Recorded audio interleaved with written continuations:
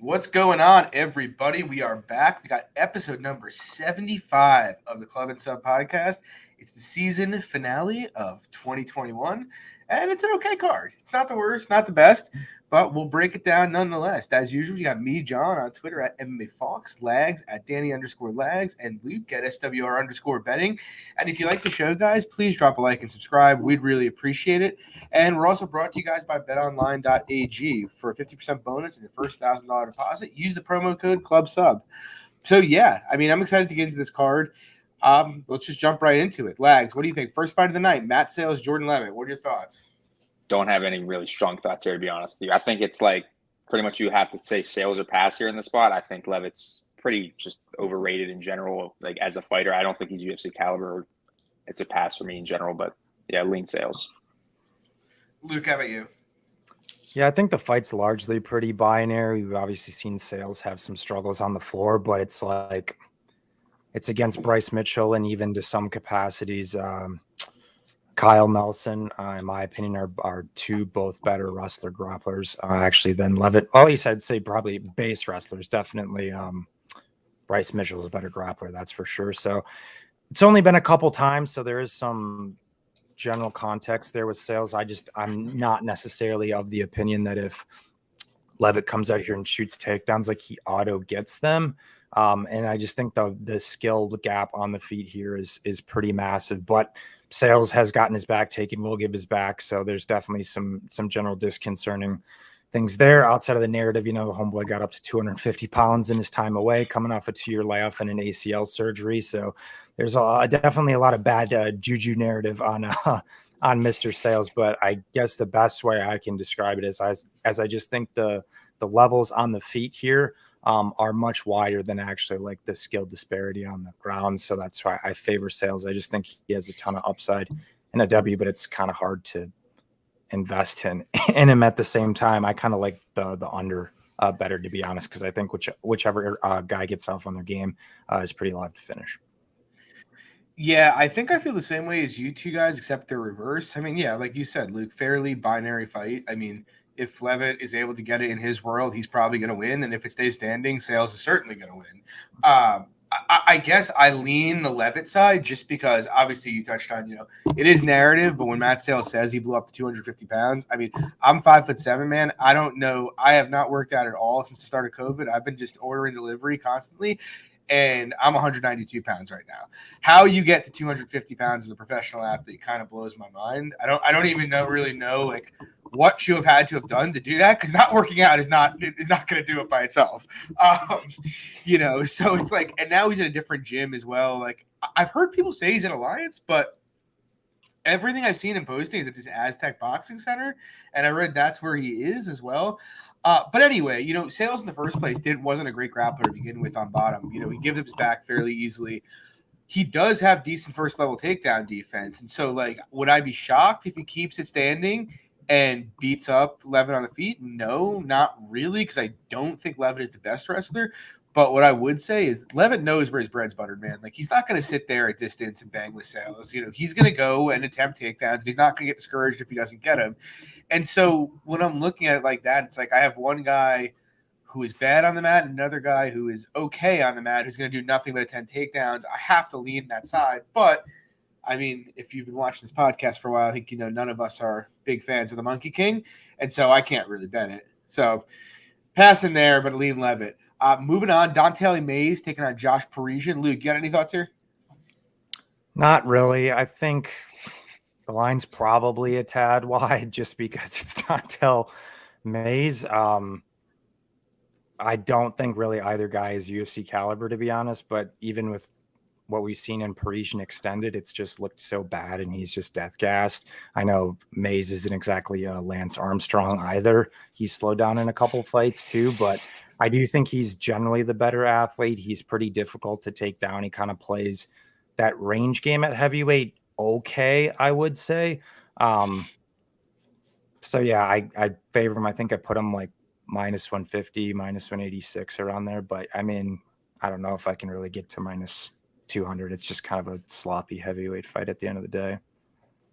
Yeah, it's kind of funny. Like, I was almost positive before I taped it that like I was gonna be betting Parisian here.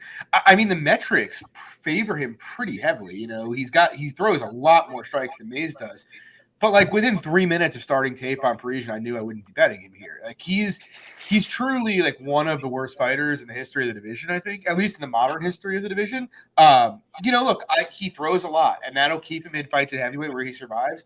But the guy's not a good grappler. He gets stuck in the clinch really easy, and he blocks punches with his face. I mean, that's the bottom line. You know, I would say of all the tools he has, is one, he has a jab, but not really a whole lot else that's interesting. And so, like, I think he's going to get KO'd at some point. It's kind of inevitable in the heavyweight if you have defense like this. And on the Mays side, look, I actually think Mays is a relatively skilled UFC heavyweight. The problem for me is I don't think he knows how to use those skills. Like, it seems very dysfunctional. But like it's like every like 2 or 3 minutes he'll do something. It's like, oh, cool. Dante Mays did something cool there. It's like that was fast, that was athletic, you know. Whereas I never get that feeling with Josh Parisian. But Mays is a lot bigger. He's a lot more technical. He's probably got a grappling edge here. He's definitely got a striking edge. Like, could you sell me on Parisian voluming him up and winning a volume-based messy decision? Yeah, but I think Mays is going to be able to touch him pretty much whenever he wants. Yeah, I think the number's about right. Legs, what do you think? Yeah, I don't have too much to add. I guess the only thing that I guess I would be questioning is a lot of people I think I see like the over 1.5 here, and like I get it, like he's somewhat durable, but like he's so hittable that it's like you're relying on the durability of him, even though he is so hittable. It's like I'm not trying to do that at like -160, -170, and over 1.5. So it's a pass for me. I think Mays probably KOs him at some point, though. His cardio is pretty shit. Yeah, it's funny you mentioned that because it's like, do you remember a couple weeks ago we were chatting about Bobby? Well, actually, literally, sorry to step in real quick there. Literally last week, the Sakai fight. Yeah, Sakai, everybody likes Sakai fight, the over 1.5 because they think is largely durable, but tied, you know, causes large big exchanges there. Yeah, and like I remember right before the Bobby Green fight, everybody's like, "Oh, goes the distance -300 is crazy." Oh, and we're saying how it's crazy against a men's fight. Well, now everybody's talking about goes the distance. I played here. it. Yeah, but we're talking about goes distance here though, and it's like two heavyweights and one of them has no defense. It's like how really how confident can you be in like May's decision with Parisian being what he is, right? So right. I don't know. I'm not really dying to play it. Moving on though, Legs, I'll throw it back to you. We got Rocky Pennington, Macy Chiasson. What are your thoughts here? Speaking of another fight, I'm not really dying to play. I think Rocky's probably like generally like the line in general is probably accurate. I think she can get takedowns, can get solid top time here. It's just like I don't really rate Rocky's, like she doesn't go to wrestling enough at this point in time. I think the length and the reach of Macy could cause issues for her, and like +170 Macy isn't too bad, I think, to be honest with you. Like I don't know. I think the line's about accurate. I think Rocky top time could lead to a solid decision though. Luke, what about you? Yeah, I think it's an okay fight for Rocky, similar to Legs. I think the line's probably about accurate. But it's also one of those ones I can see like Macy making it a more competitive fight than the odds indicate, but Rocky still wins like, you know, a moderately close competitive decision a good chunk of the time. It's kind of one of those type of scenarios. So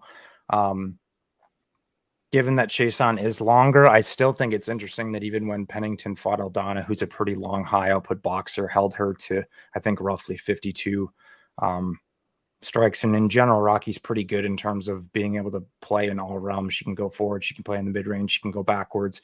She's got a good counter game. I just think she's the much more technical boxer. The issue with her is, you know, she's not like crazy high output by any means. So I could see potential in Macy just, you know, based on general like activity and just doing things. It could get a little messy if we get into a clinch battle here. I think she's going to struggle to take Pennington down. I don't really see a ton of merit there. If Rocky wanted to wrestle, I think she probably could. But to your point, Legs, you know, it's not particularly easy to bank on. So I like Pennington. Like I said, I can see it playing a little bit closer, but I still think Rocky generally wins this fight probably 2 out of every 3 times.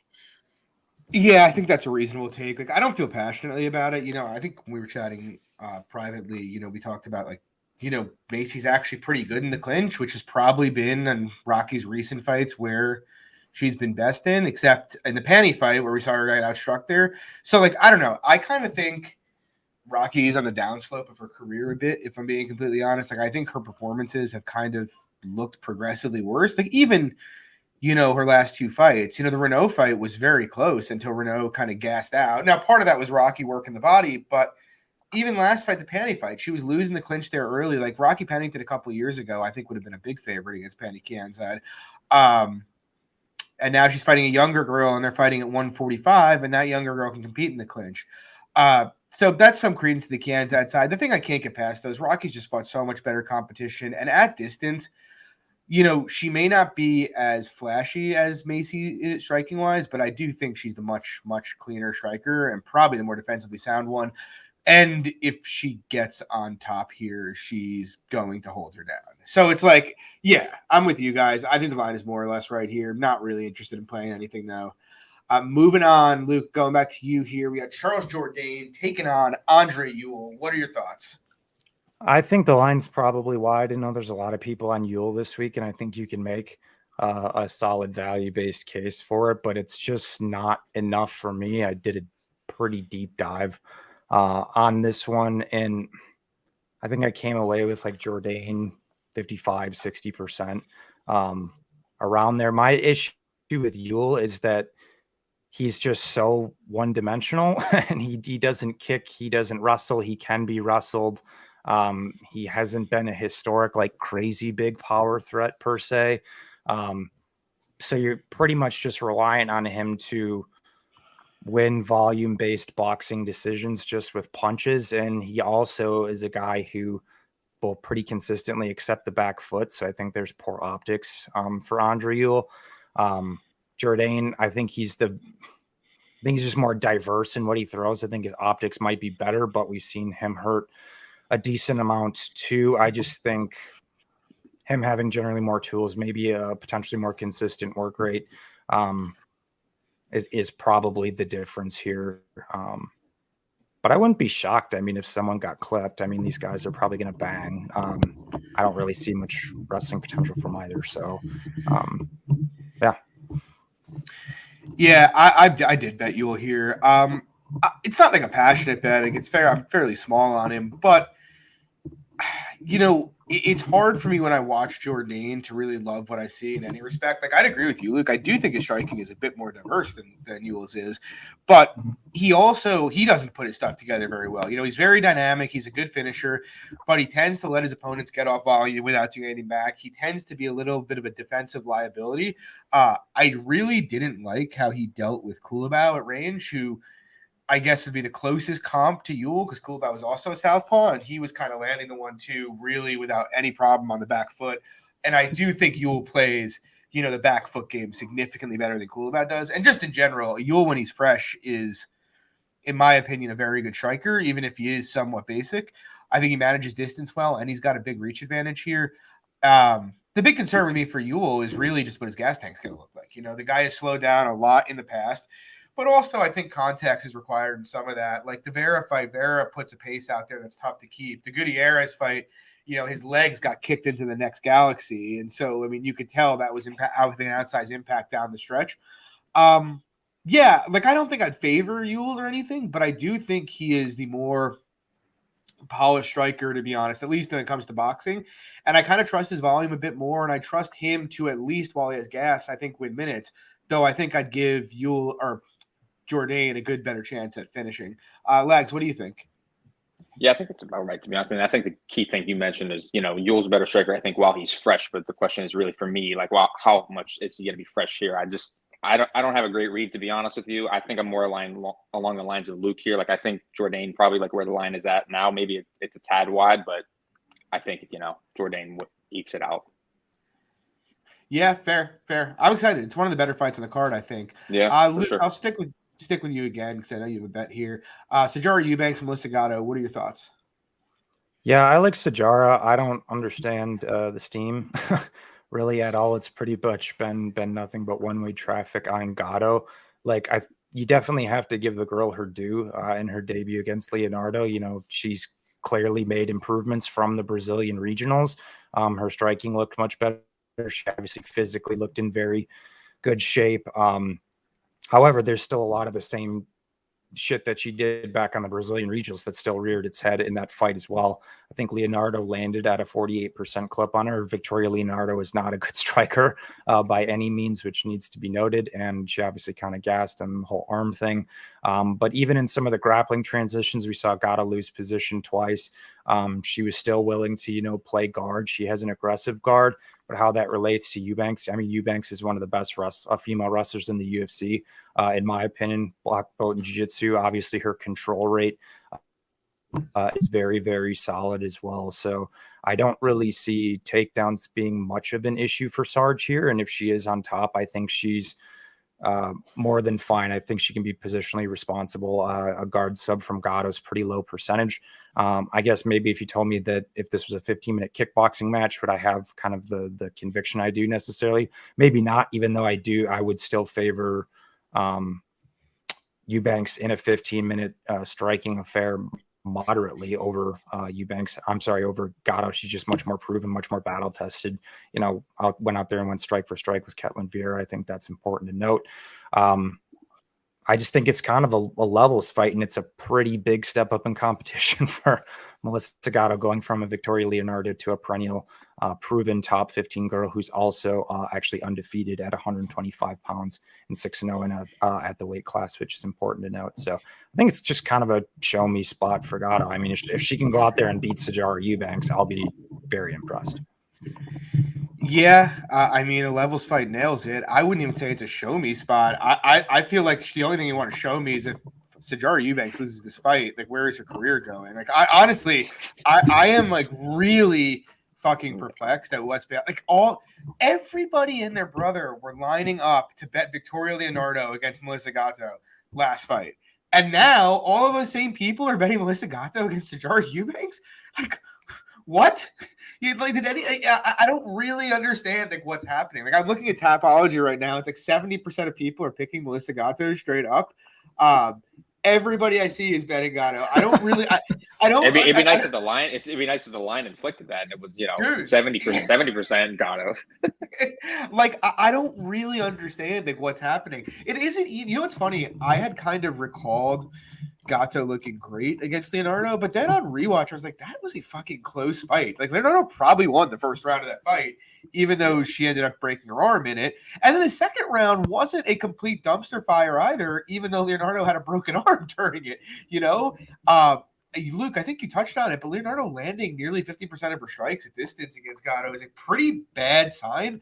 No, I wouldn't be enthused about a 15-minute kickboxing match, but I think Eubanks is a much better striker, to be honest with you. But like, it's the decent, she had, like you touched on, competitive minutes with Vieira, competitive minutes standing with Pani. Like, this is not somebody who's in there getting just like whooped on in the striking and grappling. I get it. Gatto's a jiu-jitsu girl. Eubanks is a literal world champion who also can wrestle. Like, and Gatto's a guard player. I honestly think a takedown's probably around.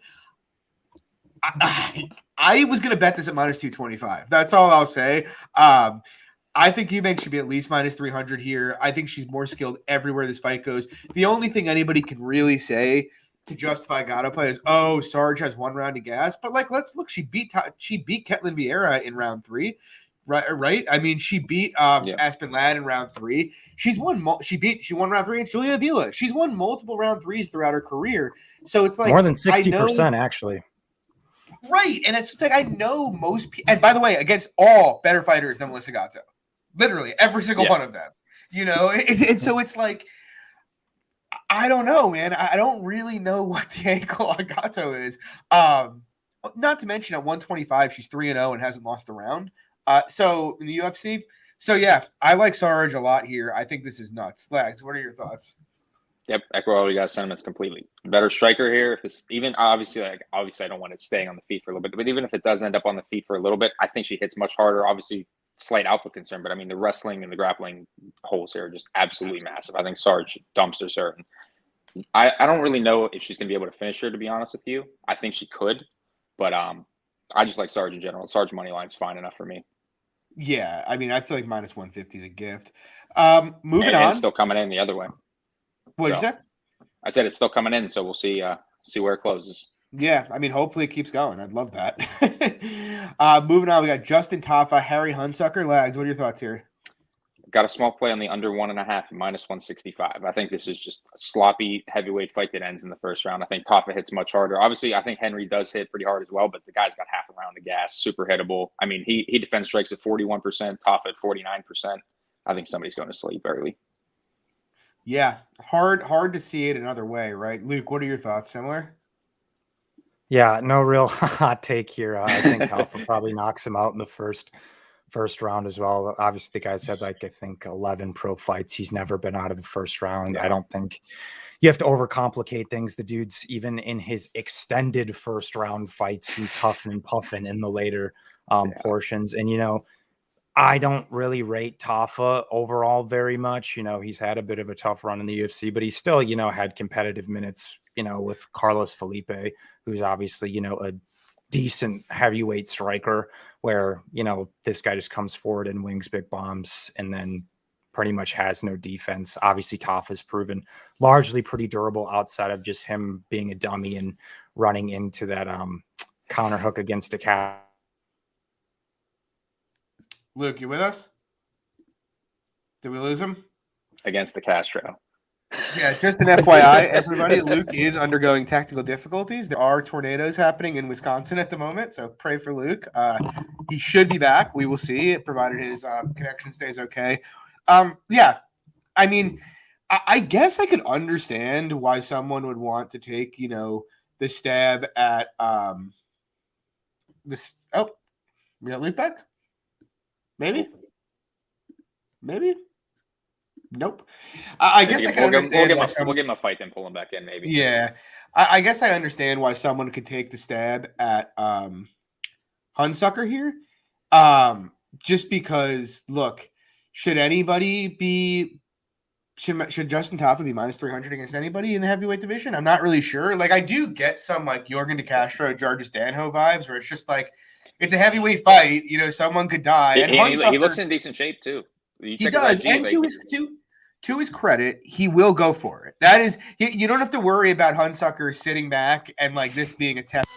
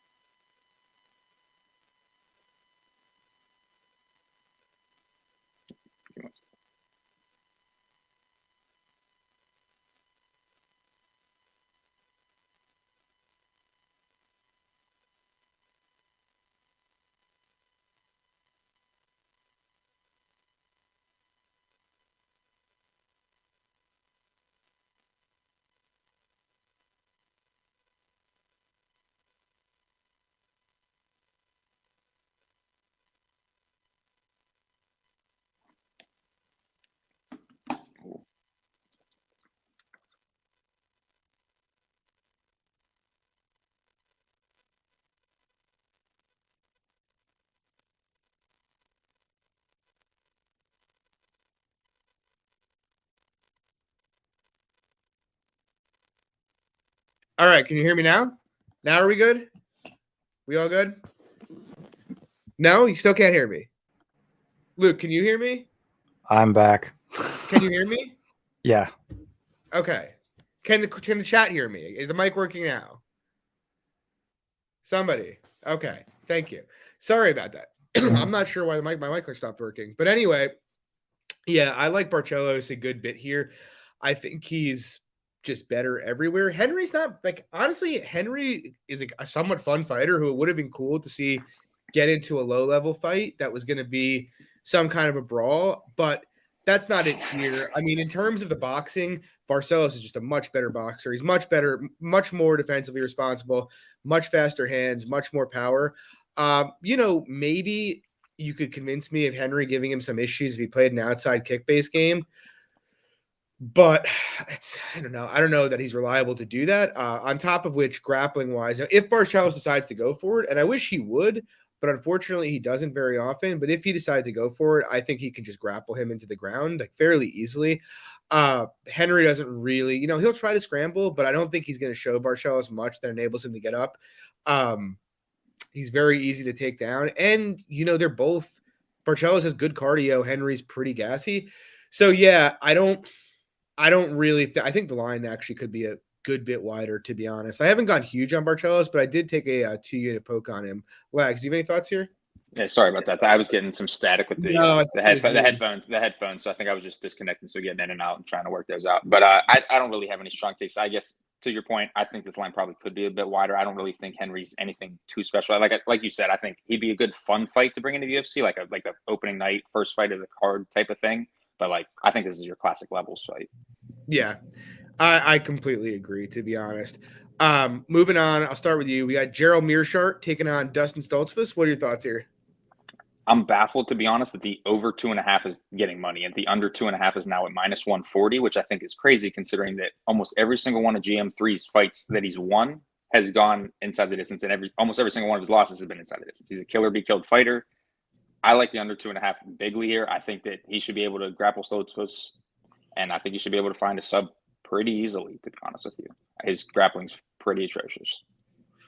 Yeah, I think I don't know. I sort of think GM3 is probably value at the number. Like, I actually think I wouldn't hate GM3 money line bets. I'm not doing it myself, though, just because, if you watch Meerschaert. He's your boy, though.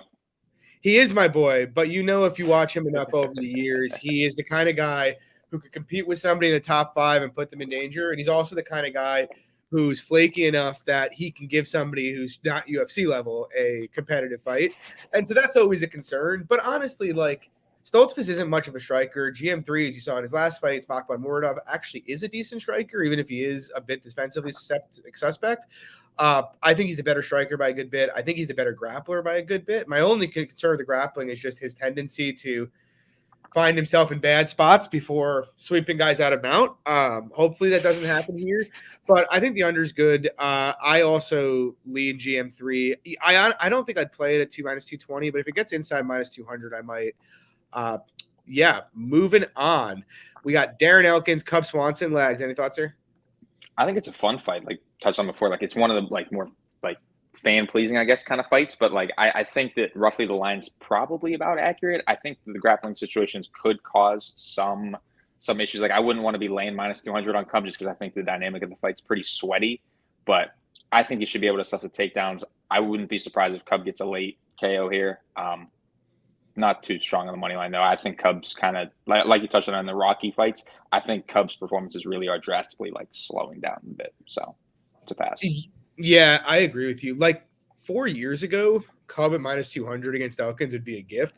I actually kind of think, the grappling, quote-unquote, issues Cubs had are a bit overstated. You look at, there's only one example of him really getting destroyed on the ground, and that was against Edgar, who's just a much better wrestler than Elkins is. But, yeah, like you said, I bet Cub against Pineda, and he won that fight. I obviously bet him against Giga, and he did not win that fight. But the Pineda fight, Pete Cub would have handled Pineda with zero issue. And he did not look great in that fight. He didn't respond well to leg kicks. His defense looked a lot worse than it's been in the past.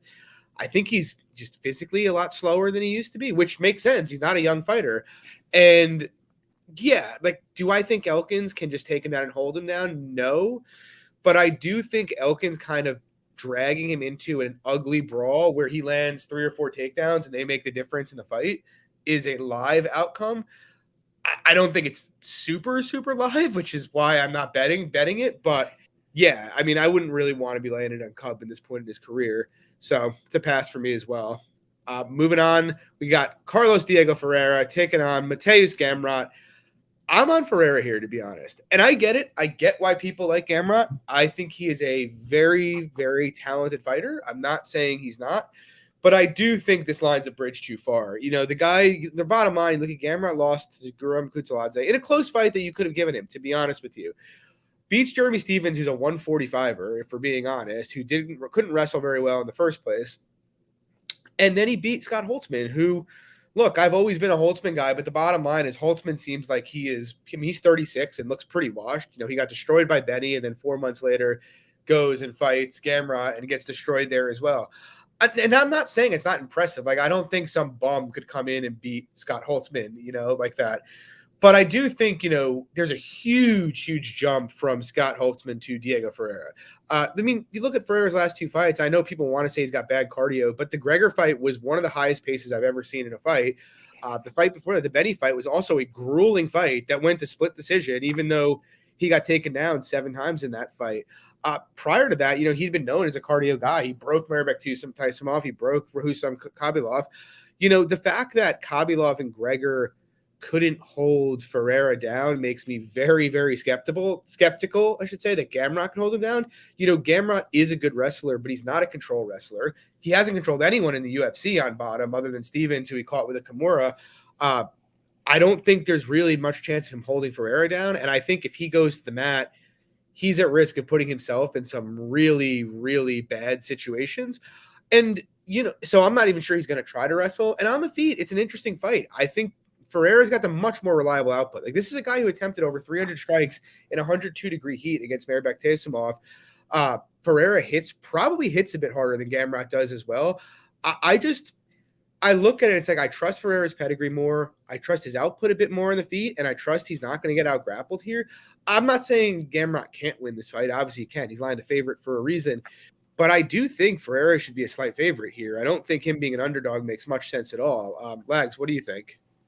Personally, I like Gamrot as a prospect, and I actually think this is a decent fight for him, but I think he should just be, again, like a slight favorite, moderate-sized favorite here. But I guess my 2 points of concern that you brought up, the first one, is the control grappling. He's not much of a control grappler. He'll go for it. He's, aggressive with it, but he's not a great control grappler. And then I guess the second point for me is that he dives for single legs super low, that he's just waiting to eat like a front kick or a knee up the face, that it's worrisome to me, to be honest. But yeah. And then, the last point, I guess, this is probably the highest level fight of the card. It's one of the best ones, and I think I'm just going to sit back and watch.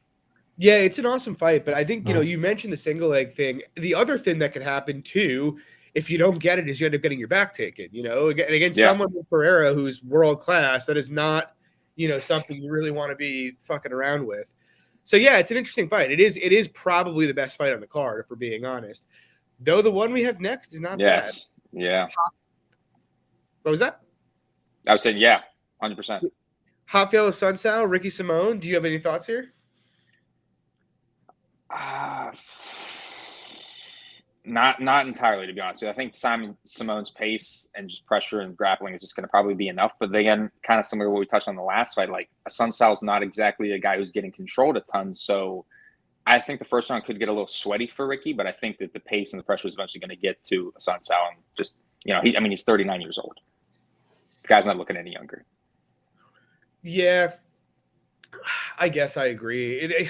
It's hard not to agree with that, right? Like like 4 years ago, I would have bet Assuncao very big at this number against Ricky Simone. But 4 years ago, he was winning fights against, guys like Aljamain Sterling, So I don't know. It's weird because I'm very high on Simone. I think he's one of the best wrestlers in the division. I think his boxing is improving.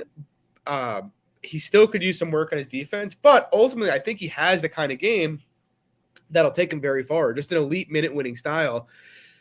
But, Assuncao in theory really has all the tools to handle him. He's a very good defensive grappler. He can put him in danger offensively. And striking, he's not going to have the volume Simone does, but we saw Assuncao limit Rob Font's volume almost completely. We saw him limit Cody Garbrandt. Well, everybody limits Cody Garbrandt's volume, so I'll take that back. But we saw him limit Rob Font's volume. And I don't know. It's very weird because I do agree with you. I think at this point in Assuncao's career, he's tough to trust. And I think you probably have a younger, just busier guy in Ricky Simone who's probably going to outbusy him to a decision. But I also kind of think Assuncao is worth a small poke, if I'm being honest. It's because if he is not completely shot, then there's a decent chance he's going to look like a hindsight favorite. I just kind of skew to I'm not going to go big on a 39-year-old in this kind of spot, especially against a guy in Simone who I personally rate quite a bit. But I do think the line's wide enough that it justifies, a small Assuncao poke. So 2 interesting, actually, prop lines. One, actually, for you, now that you mentioned that you want to poke him. They have Assuncao no scorecards on FanDuel at plus 235, I think it is. That's pretty nice. That is very nice. And then I think the fight goes the distance minus 140 isn't a horrible look either. Yeah, I agree with that. And Simone is not going to – he's pretty responsible as a grappler, so he's probably not going to put himself in anything. Moving on, we have a banger in women's strawweight. Angela Hill, Amanda Lemos. What are your thoughts? I'll keep it brief and short because I know you got a lot to say here. Personally, I think that Hill can just make this a dogfight if she survives the first round, which I think is a high something that is going to happen at a high clip, just because I think that she's super durable, obviously never been knocked out. And I just think that Lemos, she's got solid power, solid explosiveness, but she's not super fast. She's not a girl like, a lot of people want to compare that to the Tecia Torres fight against Angela Hill. Like, yeah, Angela looked slow in that fight, but I mean, Ticia's super fast. She's one of the fastest girls in the division. Like, Lemos isn't super fast, like on the feet. I would say her hand speed's pretty fast, but yeah, I think Hill by decision here. I took a small poke on it, plus 470. I'm not saying it's, crazy spot or anything. I just think she makes it a close fight if this goes 15. I mean, I think it's a pretty crazy spot, but I'm not going big on Angela Hill. Yeah. Like, look, I think you nailed the thing about the Torres fight, because I think that was a really bad look for Hill, but also Torres is so quick. Like, if I was getting Torres here against Lemos, I'd back up the truck, Yeah, at plus 300, yeah. Yeah, but, we're not getting that for a reason. And so I don't want to put, like, too much stock into that, other than Hill's pretty old. But, like, I don't really – 2 fights ago, Amanda Lemos was an underdog to Mizuki Inoue. And I think people kind of remember that fight wrong. Everybody acts like she dominated her. But if you actually take the knockdown out of round 1, I know it ended up being 30-27. Every round was really close and competitive. And honestly, when Inoue was able to get into boxing range, she had a lot of success. She had a lot of success pushing her against the cage. And down the stretch in that fight, Lemos' cardio looked like it was starting to fade pretty hard again in that fight. And so I don't think the cardio part of her game is completely fixed yet. The power is a concern, but it's also like she knocked out Lavinia Souza and Montserrat Ruiz. Souza got cut. Ruiz is not even almost UFC level. And now she's fighting Angela Hill, who's got 18 UFC fights and has been fighting nothing but killers for years and years and years. Look, she's coming off a fight with Tecia Torres, who's top 5 in the division. I don't really think it's very likely that Lemos is going to knock her out. And if she doesn't knock her out, it's like, first of all, it's almost impossible for her to cover the price at that point. But second of all, Hill's probably a better striker than she is in terms of like just actual, skill. I agree she's not as fast. She obviously doesn't hit as hard, and that may be enough to carry Lemos. Like, I'd favor her on the power and physicality aspect alone. But I do think, like, would you be shocked if Hill just comes out here and just like picks her apart for 15 minutes? I know what I said earlier too. I think outside of just the power shots of Lemos, I mean, how can you get like past minus 200 if this goes the distance? And even, yeah, exactly. And like, even thinking about like my one concern, and the only reason I'm small on Hill, is like, I do think if Lemos takes her down, she could really fuck her up from top position. But Lemos isn't really a proactive grappler, and Hill's got reasonable takedown defense. So I think they're going to stand. I have a small bet on Hill. I think there's a reasonable amount of value here. I honestly feel like it's a kind of bet where it's like we could say afterwards on Saturday night, oh my God, Hill should have been like a favorite in that fight. How are we only small on her, But we'll see. I could be wrong. Yeah. She is scary. Really? She is scary. So, but I'm excited. Moving on, we got Stephen Thompson taking on Belal Muhammad. I haven't bet this as of yet, and I'm still watching the line here. But honestly, I think it's a decent fight for Thompson. I mean, he's got Belal covered 9 ways to Sunday on the feet. I just don't really think Belal can hang there. He would have had to his skill would have had to atrophy a significant amount in the last 6 months for him to lose this fight standing with Muhammad. Like, I would rate Wonderboy striking better than Edwards, and you saw Belal just couldn't get inside on him, Edwards, at all. He was just stuck on the outside getting pot shotted. I kind of think that's what happens here, probably. Well, at least on the feet.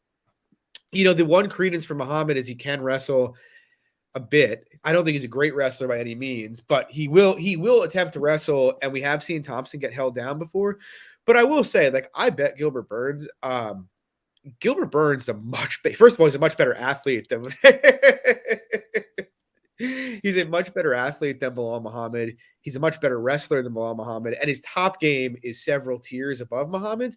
And even despite that ended up being a very close fight. And Wonderboy, he actually, to be honest, outside of the end of round 3, I actually did a decent job working up from bottom. The difference is between Muhammad and Burns is with Burns, it's almost impossible to get up. Whereas Muhammad, I actually think he's going to be able to get up I don't want to say relatively easily, but I'd be pretty surprised if he gets taken down and controlled for a round, to be honest. And with that being the case, it's like I'd have to project Muhammad to land 3 to 4 takedowns to think he's going to win this fight, and I can't get there, and I can't get with him hanging on the feet. So I think Wonderboy probably should be a wider favorite, to be honest. It's a big step up for Muhammad from what he's been used to fighting, other than the Edwards fight where he looked completely outclassed. So I think it's a good fight for Wonderboy. What are your thoughts? Yeah, I think it's a huge recency bias spot from that Burns fight. I think people are just thinking, you know what, Belal's going to be able to grapple here. He's a decent grappler. You know, Wonderboy had trouble in that last fight, so play Belal here plus 200. I think, you know, like you said, I think this is Wonderboy just pot shotting in and out the entire 15 minutes here. I would say the only things that are giving me pause, obviously I'm not looking to lay the money line here, but I would say for me laying the pause, and I think it's, you know, an important thing to bring up, is the fight IQ. Belal is one of the smartest fighters, really, like in the UFC. I mean, I'm not saying that, like, you know, he's just going to stand up for 15 minutes and get hit by Wonderboy, but like, I think he has better ideas than just to do that. But no, I like Wonderboy by decision here. I have a small play on that 1 unit plus 100. What's crazy, it actually started out at like minus 125, and it's actually been bet the other way. So interesting. I think that's kind of crazy. So plus 100, Wonderboy decision. Yeah, I don't mind that. I actually might book that as well. I don't think he's going to finish him. And you're right. I mean, and Belal's historically durable. I mean, he took a shit kicking from Jeff Neal. Yeah, he did. And he was taking one from Leon Edwards too. Yeah.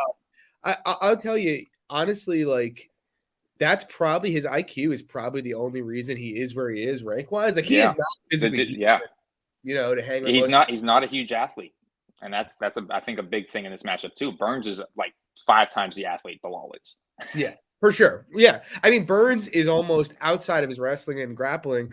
His stand-up is all just being an explosive athlete, you know. So, but anyway, we move on. We got the main event, the last fight of the year. We got the Black Beast, Derrick Lewis, taking on Chris Daukaus. The Black Beast is a dog. Do you agree with that, Lags? I'll be honest with you. Going into tape, I actually didn't really hate a Derrick Lewis stab, just because I kind of think that I don't mind Chris Daukaus as a prospect. You know, I was giving everybody a lot of shit on the last fight with him. Everybody was betting Shamil, and I'm like, he's just going to fucking knock Shamil out under 1.5. Bet the under 1.5, and then the fight before that, the Olynyk fight, bet the under 1.5. But I mean, I like Daukaus in general. It's just the issue is he's pretty hittable, and in extended fights, his cardio isn't exactly great. Now, obviously, Derrick Lewis isn't going to be pushing any kind of pace here where that cardio is going to be, you know, skeptical. But I just think there's going to be a lot of big exchanges here, and with the hittability of Daukaus, I would much rather have the under 2.5 at minus 150 if you were trying to lay a similar price to Daukaus money line. So I'm waiting for an alternate under 2.5, but that's what I'm going to be looking for. Yeah, I'm kind of with you there. And I saw it's like minus like 150, minus 160, which is pretty nutty. I mean, I do think in general, like, I agree with the take that Lewis is not very skilled in MMA and he's fragile, like, no doubt. But like, the guy's got a 75% win rate in the UFC over like 20 fights. Like, it didn't happen by accident. You know, the reality is, and I think some people, myself included, was guilty of this during the Blades fight, but we just kind of like discount just how powerful Derrick Lewis is, and the fact that at heavyweight, a lot of these guys don't have great defense, and when you're taking on a guy who can hit like that, there's a strong chance they're going to knock you out. And it's not like a strong chance like bantamweight, where a strong chance is like 25-30%. Like at heavyweight, you're talking about like a 50+% chance. Yeah. And you mentioned it, you know, Daukaus gets hit and Lewis can crack. Now, maybe Lewis's lack of MMA skills and his fragility kind of offset that a bit.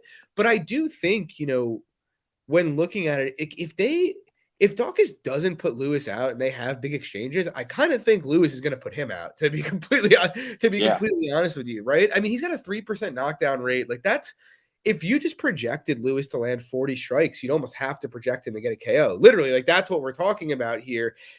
And so I don't know, man. Like, I can see the angle for Daukaus being a favorite, but at the same time, like, I just think Lewis's ability to knock people out is probably being underrated because of how ridiculous he seems at times.